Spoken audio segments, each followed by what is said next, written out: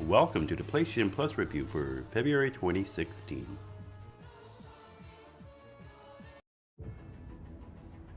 Helldivers is a top-down shooter. It begins fairly fun where it introduces all the mechanics, but very quickly it ramps up to insane difficulty where it renders it unplayable. You have to perform quick random button combinations in order to do most things. It's a really stupid feature which is needlessly confusing.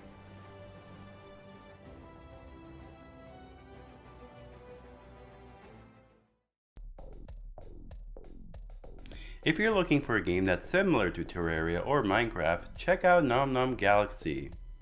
Otherwise skip it, don't play it. It tries to incorporate a comical story similar to Papers, Please, but it ends up falling very flat.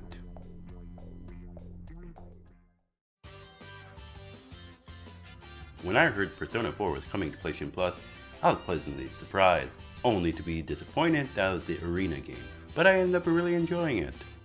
The gameplay is a standard combat game which you might expect. The root of the game, however, is the story, and there is a lot of it.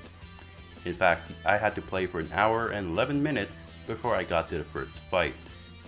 The music of the game is amazing with cheesy Japanese rock. I actually went through the menus and listened to the music just because I found it so good. Grid is a fantastic looking racing game, but that's about it. The cars and tracks are very limited and you don't really choose what you want to play. You play in events which are usually more than one race, which you have to use the same car for every race. And you don't really have a selection of what cars you want to race with. The game in fact was so boring that I fell asleep playing this game.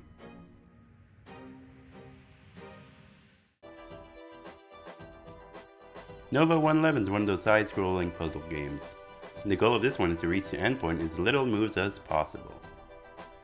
The story of the game is told through dialogue in the top right corner, which you rarely ever pay attention to.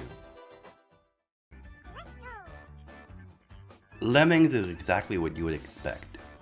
It's a Lemmings game. If you've never played Lemmings game, the goal of it is to get the Lemmings to reach from one point to the other. On the positive side, it is a Lemmings game. It's fun to watch them walk into their doom. On the negative side, it gets boring really quickly.